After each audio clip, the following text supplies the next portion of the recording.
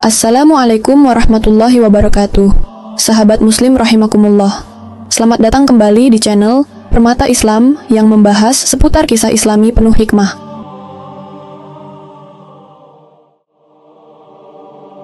Yerusalem malam itu seakan tercekik oleh suaranya sendiri. Jalan-jalan yang biasanya dipenuhi peziarah, turis, dan warga lokal berubah menjadi lautan manusia yang tak terbendung. Dari ketinggian, kerumunan itu menyerupai sungai hitam yang terus mengalir, menelan setiap sudut kota. Bendera Israel berkibar, tapi bukan dengan kebanggaan. Sebagian benderanya dirobek, sebagian dicoret dengan cat merah menyerupai noda darah. Ada pula poster-poster besar dengan wajah Benjamin Netanyahu yang dicoret silang, simbol kebencian yang ditunjukkan terang-terangan kepada pemimpin yang pernah dianggap tak tergoyahkan. Apa yang terjadi bukan sekadar demonstrasi biasa. Berbulan-bulan sebelumnya, Israel sudah dilanda ketidakpuasan rakyat akibat kebijakan pemerintahan Netanyahu yang mendorong reformasi peradilan kontroversial. Rencana itu memberi kekuasaan lebih besar kepada eksekutif dalam menentukan hakim, sehingga banyak warga merasa fondasi demokrasi negara sedang dihancurkan dari dalam. Maret 2025, protes besar-besaran pecah di Tel Aviv dan Yerusalem. Puluhan ribu orang turun ke jalan, menyerukan Netanyahu mundur. Itu adalah titik awal sebuah badai yang tidak pernah benar-benar mereda. Kini, badai itu menjelma menjadi topan yang mengguncang seluruh negeri. Ratusan ribu warga bergerak serentak, bukan lagi hanya memprotes. Mereka mengamuk. Api berkobar di jalanan Tel Aviv, bangunan pemerintahan dilempari batu, kendaraan kepolisian dibakar, dan bandara Ben Gurion lumpuh karena dikepung massa yang berteriak meminta Netanyahu turun. Kejadian ini tercatat sebagai salah satu aksi terbesar sepanjang sejarah Israel, bahkan melampaui protes yang pernah mengguncang negara itu pada 2011 saat krisis perumahan. Kamera drone dari stasiun televisi menyiarkan gambar yang mendebarkan ke seluruh dunia. Kerumunan tak berujung, gas air mata yang mengepul, dan kobaran api yang memantulkan cahaya merah di kaca-kaca gedung pencakar langit Tel Aviv. Media internasional berlomba-lomba menayangkan berita. Reuters menulis, "Chaos in Israel, Netanyahu faces unprecedented uprising." The Guardian menyebutnya sebagai serangan terhadap demokrasi yang kini berbalik menjadi gelombang penolakan total terhadap rezim Netanyahu. Namun lebih dari sekadar protes politik, suasana di jalanan menunjukkan tanda-tanda pecahnya sebuah pemberontakan sipil. Warga yang turun bukan lagi hanya kelompok oposisi. Ada keluarga-keluarga muda, kaum religius progresif, hingga mantan tentara yang menanggalkan seragamnya. Di antara kerumunan terlihat wajah para veteran perang yang biasanya berdiri di sisi pemerintah, kini justru berada di garis depan melawan kekuasaan yang mereka anggap menyesatkan. Sementara Tel Aviv dipenuhi kobaran api, Yerusalem menjadi titik pusat yang paling rawan. Ribuan orang mendekati gedung parlemen Knesset, memblokade jalan-jalan utama dengan kendaraan pribadi yang diparkir sengaja melintang. Pagar baja di sekitar gedung pemerintahan dipenuhi coretan cat. Netanyahu turun sekarang. Situasi di Yerusalem kian tak terkendali. Dari arah barat, massa membanjiri Balfour Street, jalan kecil yang mengarah ke kediaman resmi Perdana Menteri. Polisi anti huru-hara mencoba membuat barikade, namun jumlah mereka terlalu kecil untuk menahan gelombang manusia yang datang. Suara sirene bercampur dengan teriakan massa, menciptakan irama yang membuat kota tua itu bergetar. Netanyahu berada di dalam kediamannya yang dijaga ketat, namun dinding tebal dan pagar kawat berduri tidak mampu menghalangi gema amarah yang mengguncang dari luar. Dunia luar berubah drastis dalam waktu singkat. Beberapa jam sebelumnya, Israel masih dipersepsikan sebagai negara dengan pertahanan internal yang kokoh. Namun kini, seluruh dunia menyaksikan fakta bahwa tentara paling ditakuti di Timur Tengah, IDF, tampak goyah menghadapi rakyatnya sendiri, Israel Defense Forces, IDF. Yang selama puluhan tahun dipuja sebagai simbol kekuatan, menghadapi ujian yang belum pernah dialami sebelumnya. Biasanya, IDF bersatu menghadapi ancaman eksternal, perang melawan Hamas di Gaza, Hezbollah di Lebanon, atau bahkan kemungkinan serangan dari Iran. Namun kali ini, musuh yang harus dihadapi adalah rakyat sendiri. Di Tel Aviv, barisan tentara yang dikirim untuk mengendalikan kerusuhan justru runtuh di hadapan massa. Video amatir beredar di media sosial memperlihatkan seorang prajurit meletakkan senjatanya dan berjalan pergi sambil disoraki warga. Video lain menunjukkan tank Merkava yang dihentikan dengan cara mengepungnya dan menyalakan api di sekelilingnya, memaksa awak tank keluar dan lari menyelamatkan diri. Potongan-potongan gambar itu menjadi viral, ditonton jutaan orang hanya dalam hitungan jam. Komentator militer di Channel 12 menyebut situasi ini sebagai aib terbesar dalam sejarah IDF. Tidak pernah sebelumnya tentara Israel, yang digadang-gadang sebagai salah satu pasukan paling disiplin di dunia, terlihat begitu gamang dan kehilangan kendali. Beberapa analis bahkan membandingkan peristiwa ini dengan Perang Yom Kippur 1973 saat Israel lengah terhadap serangan mendadak koalisi Arab. Bedanya, kali ini ancaman datang bukan dari luar, melainkan dari dalam negeri sendiri. Ketika api terus berkobar di jalan-jalan, mata dunia menyorot tajam. Dari Kairo, Ankara, hingga Amman, demonstrasi solidaritas pecah, merayakan apa yang mereka sebut kehancuran Israel dari dalam. #IsraelOnFire menjadi trending global di X, Twitter. Di New York, ribuan aktivis pro-Palestina turun ke jalan bertepatan dengan pidato Netanyahu di Majelis Umum PBB. Mereka menuntut gencatan senjata di Gaza, sambil menyindir ironi bahwa pemimpin Israel sedang berbicara tentang keamanan nasional di panggung dunia, sementara negaranya sendiri dilanda kerusuhan yang tak terkendali. Bahkan beberapa delegasi meninggalkan ruangan saat Netanyahu berpidato, sebuah penghinaan diplomatik yang jarang terjadi di forum internasional. Tekanan diplomatik semakin keras.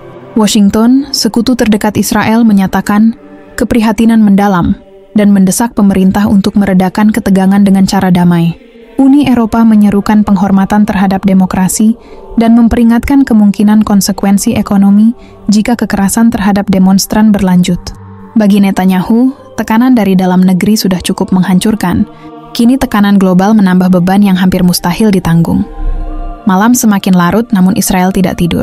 Di Yerusalem, Tel Aviv, Haifa, dan kota-kota lain, api pemberontakan tetap menyala. Teriakan massa bergema di antara bangunan tua, bercampur dengan asap gas air mata yang membentuk kabut pekat. Bagi rakyat yang turun ke jalan, ini adalah momen menentukan. Mereka tidak lagi hanya menuntut reformasi peradilan dibatalkan, melainkan perubahan total.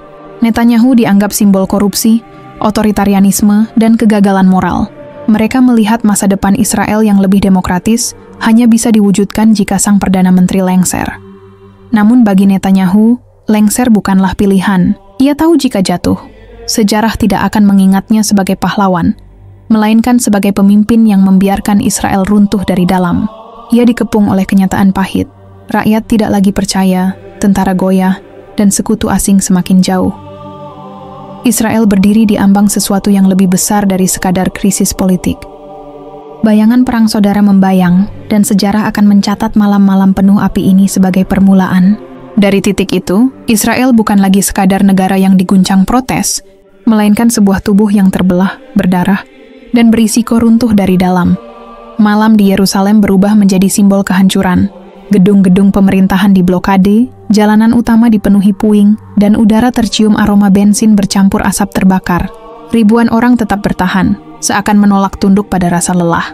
Mereka tidak lagi hanya berjalan, melainkan menancapkan diri sebagai penguasa jalanan.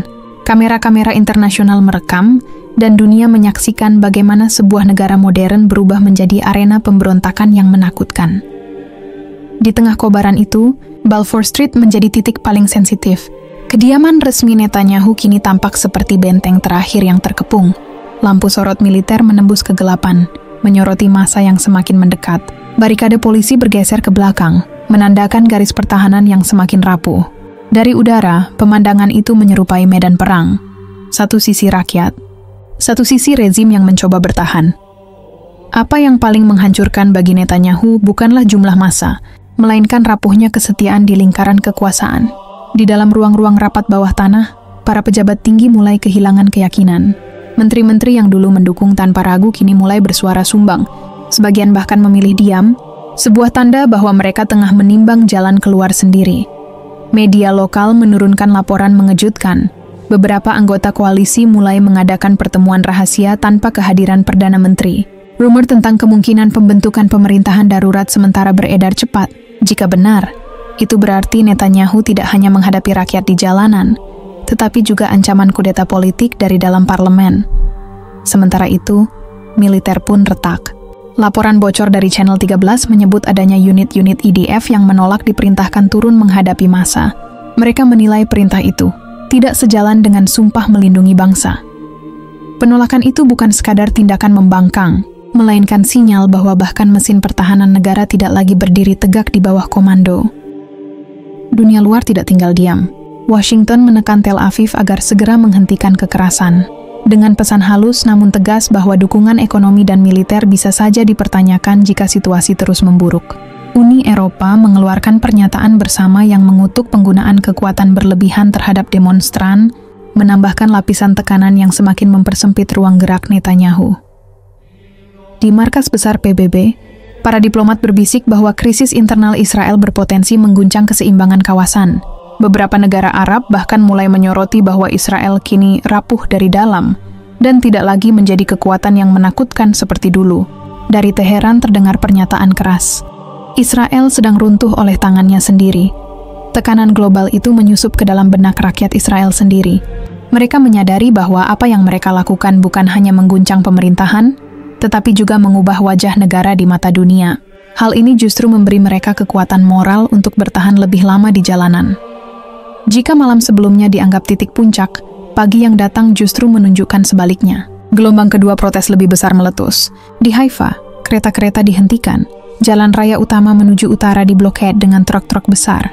Di Beersheba, mahasiswa turun ke jalan, membakar ban di depan kantor polisi. Siaran televisi internasional menggambarkan situasi sebagai pemogokan rakyat yang meluas. Tidak ada koordinasi resmi, namun gerakan itu menyebar dengan kecepatan mengejutkan, seolah seluruh negeri bergerak dalam satu detak jantung. Massa di Tel Aviv kembali membanjiri Rothschild Boulevard, kali ini jumlahnya lebih besar. Mereka menancapkan tenda-tenda, mendirikan dapur umum, dan menyatakan tidak akan pergi sampai Netanyahu turun. Situasi itu menyerupai sebuah kota tandingan di tengah metropolitan, sebuah simbol bahwa rakyat kini menciptakan pusat kekuasaan alternatif. Di ruang bawah tanah kediamannya, Netanyahu menerima laporan-laporan terbaru. Bandara Ben Gurion sudah tidak bisa beroperasi normal, kereta cepat Tel Aviv Yerusalem berhenti, dan kementerian-kementerian lumpuh karena pegawai menolak masuk kantor. Israel bukan hanya kacau di jalanan, tetapi juga berhenti berfungsi sebagai negara. Netanyahu berada dalam posisi terpojok. Ia masih mencoba menampilkan ketegasan di hadapan kamera internasional, menyatakan bahwa pemerintah mengendalikan situasi. Namun gambaran di luar layar menunjukkan hal sebaliknya. Pemimpin yang biasanya dikenal dingin kini terlihat rapuh, kehilangan arah, dan hanya mengandalkan sisa loyalitas yang semakin menipis. Kebocoran dokumen internal mempermalukannya lebih jauh. Sebuah laporan yang disiarkan oleh media oposisi mengungkap bahwa bahkan kepala-kepala dinas intelijen meragukan kemampuannya bertahan. Fakta bahwa rahasia negara bisa bocor ke publik adalah bukti bahwa struktur kekuasaan sedang retak parah. Kata kudeta mulai muncul di media, awalnya sebagai bisikan, lalu semakin nyaring. Para analis politik membicarakan kemungkinan pemerintahan transisi yang dipimpin tokoh moderat dari oposisi, dengan dukungan sebagian koalisi yang membelot. Skenario itu terdengar gila sebulan lalu, tetapi kini semakin realistis. Sebagian jenderal senior dikabarkan juga membicarakan langkah darurat, meski belum jelas apakah untuk mendukung Netanyahu atau justru mendorongnya turun. Dalam sejarah Israel modern, belum pernah ada upaya kudeta militer, namun krisis kali ini membuka ruang bagi kemungkinan yang sebelumnya dianggap tabu. Di jalanan, kabar tentang kemungkinan kudeta justru menambah semangat massa. Mereka percaya bahwa apa yang sedang mereka lakukan adalah puncak dari perjuangan panjang menuntut keadilan. Sorak-sorai semakin keras, dan api perlawanan semakin sulit dipadamkan. Ketika malam kedua tiba, Israel tampak lebih retak daripada sebelumnya. Sistem transportasi lumpuh, sebagian rumah sakit kewalahan karena bentrokan, dan ekonomi mulai stagnan karena toko-toko memilih tutup. Rakyat tidak lagi hanya melawan pemerintah, tetapi juga melawan rasa takut mereka sendiri. Sementara itu, di luar negeri, citra Israel tercoreng habis-habisan. Demonstrasi solidaritas terus bermunculan di berbagai kota besar dunia. Dari Paris hingga Jakarta, massa berteriak bahwa Israel kini harus merasakan pahitnya instabilitas yang selama ini ditimpakan kepada bangsa lain. Netanyahu masih berusaha bertahan, tetapi waktu kian menipis. Ia berada di tengah pusaran sejarah yang lebih besar dari dirinya sendiri. Malam-malam penuh api ini menjadi pengingat bahwa kekuasaan tidak pernah benar-benar kokoh ketika rakyat sudah berbalik arah. Israel berdiri di bibir jurang, dan langkah berikutnya akan menentukan apakah negara itu akan menemukan jalan keluar atau justru terjerumus ke dalam kegelapan yang tak terbayangkan. Dari titik genting itu, setiap detik terasa seperti hitungan mundur menuju kehancuran. Malam ketiga datang dengan wajah yang lebih kelam. Api masih menyala di berbagai kota, tetapi kini bukan hanya gedung dan kendaraan yang terbakar. Jaringan kepercayaan yang selama ini menopang negara ikut dilalap bara. Institusi-institusi yang dulu menjadi penyangga, parlemen, pengadilan, militer, bahkan media arus utama, berubah menjadi potongan-potongan retak yang saling beradu. Tidak ada lagi garis jelas antara penguasa dan rakyat, antara sahabat dan lawan. Semua larut dalam kabut krisis yang kian menebal. Di Tel Aviv, lautan manusia menjadikan pusat kota sebagai panggung revolusi. Mereka tidak hanya berorasi, tetapi menduduki gedung-gedung publik, menancapkan poster raksasa di dinding-dinding kaca, dan menuliskan pesan yang tak bisa dihapus dengan mudah. Era Netanyahu berakhir. Sementara itu, di Yerusalem, ribuan lainnya mendekat ke Knesset dengan semangat yang hampir menyerupai pengepungan. Yang paling menakutkan bagi negara bukanlah jumlah massa, melainkan hancurnya otoritas yang memegang kendali. Polisi kehabisan cara. Mereka yang bertugas tidak lagi melihat demonstran sebagai sekadar warga marah, melainkan sebagai gelombang tak terhentikan. Di beberapa distrik, unit kepolisian memilih mundur, meninggalkan barak mereka dan membiarkan kota dikuasai massa. Militer pun semakin rapuh. Ada laporan bahwa beberapa garnisun di utara menolak menjalankan perintah untuk bergerak ke pusat kota. Sebagian tentara menyatakan diri netral, memilih kembali ke rumah-rumah mereka. Fenomena ini membuat rakyat semakin berani. Jika militer tidak lagi tegak di sisi pemerintah, siapa yang akan menghalangi mereka? Krisis otoritas itu merambat cepat. Kantor-kantor kementerian berhenti berfungsi, sistem transportasi publik lumpuh, dan pasokan energi terganggu. Listrik padam di beberapa wilayah, menciptakan malam-malam gelap yang dipenuhi hanya oleh cahaya api dari jalanan. Israel, yang biasanya hidup dalam kendali ketat, berubah menjadi negara tanpa kompas. Sementara jalanan bergolak, ekonomi Israel tersungkur. Bursa saham jatuh drastis, investor asing menarik modal, dan mata uang shekel terperosok ke titik terendah dalam 2 dekade terakhir. Toko-toko tutup, perusahaan multinasional menghentikan operasi, dan bank-bank dilanda antrean panjang dari warga yang ingin menarik tabungan mereka. Di Tel Aviv, pusat bisnis yang biasanya berkilau kini sunyi. Gedung-gedung perkantoran hanya menyisakan jendela gelap, dan jalanan dipenuhi poster-poster protes yang menempel di dinding kaca. Dunia usaha menyebut situasi ini sebagai kehancuran sistemik, sesuatu yang bahkan tidak terjadi saat perang melawan Hamas atau Hezbollah. Bagi rakyat kecil, krisis ekonomi ini menambah bara amarah. Harga bahan pokok melambung, distribusi terhambat, dan banyak keluarga mulai kesulitan bertahan. Demonstrasi bukan lagi sekadar soal politik. Ia berubah menjadi pertarungan untuk kelangsungan hidup. Krisis Israel menjelma menjadi tontonan dunia. Di PBB perdebatan sengit pecah. Delegasi negara-negara barat berusaha mempertahankan dukungan pada Israel. Tetapi suara lantang dari dunia Arab dan negara-negara berkembang menekan agar krisis ini dijadikan bukti kegagalan rezim Netanyahu. Sejumlah diplomat menyatakan bahwa Israel tidak lagi menjadi simbol stabilitas Timur Tengah, melainkan sumber ketidakpastian baru. Di jalan-jalan New York, Paris, London, dan Jakarta, ribuan orang turun menyuarakan solidaritas. Mereka bukan hanya mendukung rakyat Palestina, tetapi juga menyoroti kegagalan Netanyahu di dalam negeri. Bagi dunia luar, keruntuhan Israel dari dalam adalah ironi yang pahit. Negara yang selama ini dikenal keras kepada tetangganya, kini harus berhadapan dengan perlawanan dari rakyatnya sendiri. Media global menyorot setiap detik perkembangan. Gambar-gambar massa memenuhi layar televisi di seluruh dunia. Israel, yang selama puluhan tahun membangun citra sebagai negara tangguh, kini tampil di layar kaca sebagai negara yang rapuh, goyah, dan kehilangan kendali. Di Balfour Street, Netanyahu semakin terpojok. Benteng kediamannya kini lebih mirip penjara emas. Di luar, ribuan orang mengepung, berteriak meminta ia turun. Di dalam, ia dikelilingi para penasihat yang semakin sedikit, sebagian besar sudah memilih menjauh. Kabar bahwa beberapa menteri kabinet meninggalkan posisinya semakin mempermalukannya. Mundurnya tokoh-tokoh penting menandakan bahwa pemerintahannya tinggal menunggu waktu sebelum runtuh. Di media sosial, tagar by Netanyahu trending di seluruh dunia, menandakan betapa krisis ini telah menembus batas politik dan menjadi fenomena global. Netanyahu, yang selama ini dikenal licin dalam bertahan dari badai politik, kini terjerat badai yang berbeda.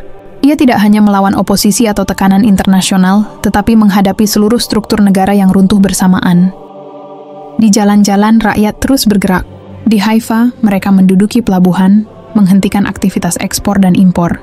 Di Beersheba, ribuan mahasiswa menguasai universitas dan menjadikannya pusat perlawanan. Di Yerusalem, ribuan orang duduk di depan Knesset, menyanyikan lagu-lagu perlawanan sambil membakar lilin sebagai tanda tekad mereka. Suara rakyat itu bukan lagi sekadar protes. Ia menjelma menjadi jeritan kolektif, sebuah pengakuan bahwa mereka tidak akan berhenti sampai perubahan nyata terjadi. Jeritan itu menggema ke seluruh negeri, memaksa semua orang, dari politisi hingga rakyat biasa, untuk menentukan sikap, bertahan bersama rezim lama, atau melangkah ke arah baru yang belum jelas bentuknya. Ketika malam keempat datang, Israel memasuki fase yang lebih berbahaya. Bayangan perang saudara semakin nyata. Di beberapa kota kecil, kelompok-kelompok warga membentuk barisan pertahanan sendiri. Mereka membawa senjata ringan, sebagian hasil curian, sebagian lagi peninggalan militer. Ketegangan antara kelompok pro-pemerintah dan anti-pemerintah mulai terlihat, menciptakan potensi bentrokan horizontal yang bisa lebih mematikan daripada sekadar bentrokan dengan aparat. Israel kini bukan hanya diambang jurang, melainkan sudah merasakan tanah yang runtuh di bawah kakinya. Tidak tahu apa yang akan terjadi esok. Apakah sebuah pemerintahan baru akan muncul? Apakah kudeta militer akan terjadi? Atau apakah negara itu akan benar-benar terpecah menjadi serpihan-serpihan yang tak lagi bisa disatukan? Dunia menunggu, rakyat bersuara, dan Netanyahu terjebak dalam lingkaran krisis yang semakin menutup ruang geraknya. Malam keempat berakhir dengan Israel yang lebih gelap, lebih retak, dan lebih dekat dengan kehancuran daripada sebelumnya. Namun saat fajar kelima mereka, dunia menyaksikan babak baru yang lebih mengerikan. Krisis dalam negeri yang berjalin dengan luka berdarah di Gaza. Di langit selatan, suara drone dan dentuman artileri masih terdengar.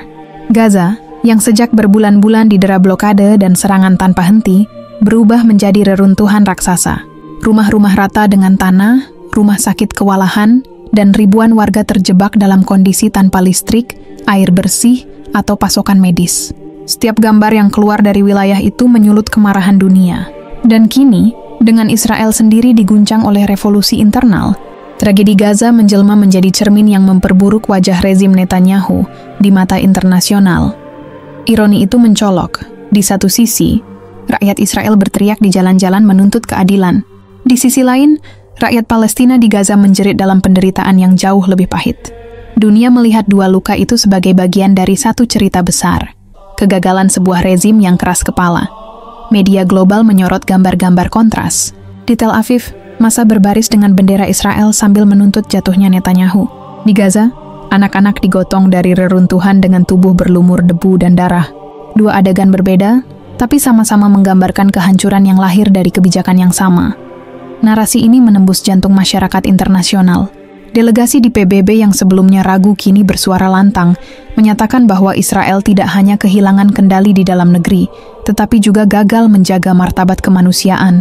Desakan agar Netanyahu turun tidak lagi hanya datang dari jalanan Israel, melainkan juga dari podium diplomasi dunia. Hari kelima menjadi titik balik. Di New York, puluhan ribu orang berunjuk rasa, menutup jalan-jalan utama dengan poster bertuliskan, "From Tel Aviv to Gaza, people want freedom." Di London, lonceng Big Ben berdentang di tengah aksi massa yang membentangkan kain sepanjang ratusan meter bertuliskan nama-nama korban di Gaza. Di Jakarta, gelombang manusia memenuhi bundaran HI, mengibarkan bendera Palestina dan poster bertuliskan Netanyahu jatuh, Palestina merdeka. Gelombang solidaritas ini menyatu, menekan pemerintah-pemerintah barat yang selama ini menjadi sekutu Israel. Di Washington, Gedung Putih untuk pertama kalinya mengeluarkan pernyataan keras, meminta Netanyahu segera mengambil langkah luar biasa untuk meredam krisis. Kalimat yang terdengar diplomatis, tapi semua tahu maksudnya jelas. Washington sudah mulai melepas pegangan. Sementara itu, di Yerusalem, lingkaran kekuasaan Netanyahu retak semakin dalam. Para jenderal teratas IDF mengadakan pertemuan darurat, sebagian menolak lagi memberi dukungan penuh. Beberapa di antara mereka berargumen bahwa situasi telah melampaui titik kendali, dan satu-satunya jalan keluar adalah transisi kekuasaan. Desas-desus kudeta mulai beredar. Bukan kudeta berdarah, melainkan kudeta dingin, penggulingan politik yang dilakukan oleh elit keamanan dan pejabat tinggi untuk memaksa Netanyahu mundur. Ketika berita ini bocor ke publik, sorakan massa di jalanan semakin menggema. Mereka melihat cahaya di ujung lorong gelap. Hari ke-6, benteng terakhir Netanyahu runtuh. Ribuan orang mengepung kediamannya di Balfour Street dengan lautan lilin, tanda berkabung bagi negara yang mereka rasa telah dikhianati. Polisi yang tersisa tidak lagi melawan. Mereka berdiri pasrah, bahkan beberapa di antaranya ikut bergabung dengan demonstran. Netanyahu masih bertahan di dalam rumah, menolak menyerah. Namun, layar-layar televisi di seluruh dunia menayangkan gambar yang tak terbantahkan. Negara yang dulu disebut tak terkalahkan, kini berada di titik paling rapuh dalam sejarahnya. Bendera-bendera Israel di jalanan tidak lagi berkibar dengan kebanggaan, melainkan dengan robekan, noda, dan api. Malam itu, kabar besar pecah. Kabinet darurat dibentuk tanpa Netanyahu. Para pemimpin oposisi, didukung sejumlah jenderal, mengumumkan transisi pemerintahan. Dunia bersorak, rakyat menari di jalanan, dan media menulis satu kalimat yang sama. Era Netanyahu berakhir. Namun euforia itu tidak sepenuhnya manis. Karena di saat Israel merayakan runtuhnya rezim yang menindas, Gaza masih terjebak dalam penderitaan. Ribuan korban baru ditemukan di reruntuhan, dan dunia menuntut tanggung jawab. Di layar televisi, gambar warga Gaza yang menangis di samping jasad anak-anak mereka bersanding dengan gambar rakyat Israel yang menyalakan kembang api merayakan kejatuhan Netanyahu. Kontras ini mengguncang nurani global. Semua orang sadar bahwa kejatuhan seorang pemimpin hanyalah awal. Luka yang ditinggalkannya masih menganga, dan perjalanan menuju keadilan masih panjang. Israel telah mencapai klimaks dramatis dari krisisnya, dari negeri yang hampir roboh oleh revolusi internal, hingga tekanan yang lahir dari tragedi Gaza. Semua berpuncak pada runtuhnya kekuasaan Netanyahu. Namun sejarah tidak berhenti di sini. Jalan ke depan masih dipenuhi duri. Apakah Israel akan menemukan cara untuk bangkit kembali dengan wajah yang lebih manusiawi? Apakah Palestina akan mendapatkan keadilan yang selama ini dirampas? Pertanyaan-pertanyaan itu belum memiliki jawaban. Yang pasti, dunia telah menyaksikan sebuah momen yang tak terlupakan. Runtuhnya seorang pemimpin yang selama bertahun-tahun membangun kekuasaan dengan dinding-dinding besi, tapi akhirnya dikalahkan oleh suara rakyat dan jeritan kemanusiaan. Dan malam ke-7 tiba, bukan dengan dentuman senjata, melainkan dengan keheningan aneh. Di langit yang masih berasap muncul secercah harapan bahwa dari puing-puing Israel yang runtuh dan dari debu Gaza yang terbakar, dunia mungkin saja belajar arti baru tentang kebebasan. Langit Israel tidak lagi sama setelah hari-hari kelam itu. Rakyat yang selama ini terbelenggu akhirnya menyaksikan pemimpin yang dulu tampak tak tergoyahkan runtuh di hadapan mereka sendiri. Netanyahu, simbol kekuasaan yang keras kepala, kini hanya tinggal catatan sejarah yang akan dikenang dengan getir. Ia pernah berkuasa, pernah menakutkan, tetapi akhirnya takluk oleh suara yang lebih besar dari senjata manapun. Suara rakyatnya sendiri. Tel Aviv, Yerusalem, Haifa, kota-kota yang sempat terbakar oleh amarah kini perlahan dipenuhi langkah-langkah baru. Mereka masih berjalan di atas jalan berdebu dan tembok penuh coretan, tetapi di mata mereka ada cahaya yang berbeda. Bukan lagi sekadar protes, melainkan keyakinan bahwa masa depan bisa diubah. Di luar sana, Gaza masih menangis. Reruntuhan rumah, tangisan anak-anak, dan jeritan ibu-ibu yang kehilangan keluarga menjadi bukti luka yang belum terobati. Namun untuk pertama kalinya sejak lama, ada suara yang menyambung antara Tel Aviv dan Gaza. Suara rakyat yang sama-sama lelah dengan perang, sama-sama muak dengan penindasan, dan sama-sama merindukan kehidupan yang layak. Dunia menyaksikan momen ini dengan napas tertahan. Dari ruang-ruang diplomasi di New York hingga jalan-jalan di Eropa, dari masjid-masjid di Timur Tengah hingga kampus-kampus di Amerika, semua berbicara tentang satu hal. Runtuhnya sebuah rezim membuka peluang baru bagi perdamaian. Tidak ada yang bisa memastikan apakah peluang itu akan benar-benar menjadi kenyataan. Namun fakta bahwa pintu itu kini terbuka, sudah lebih dari cukup untuk menyalakan secercah harapan. Sejarah menutup bab ini dengan tegas. Israel bukan lagi tanah yang dikuasai penuh oleh satu suara, dan Palestina bukan lagi hanya bisikan di antara reruntuhan. Kedua nama itu kini berdiri sejajar di panggung dunia, disaksikan miliaran pasang mata, menunggu arah baru. Dan pada malam ketika semua kelelahan mencapai puncaknya, bintang-bintang kembali bersinar di langit yang sama. tidak lagi dibedakan oleh batas atau bendera, tetapi hanya sebagai cahaya yang memayungi manusia di bawahnya. Mungkin perdamaian masih jauh, mungkin jalannya masih panjang dan penuh rintangan, namun satu hal sudah pasti. Era ketakutan telah berakhir dan era harapan baru saja dimulai. Sejarah telah berganti wajah, dan kali ini dunia bersaksi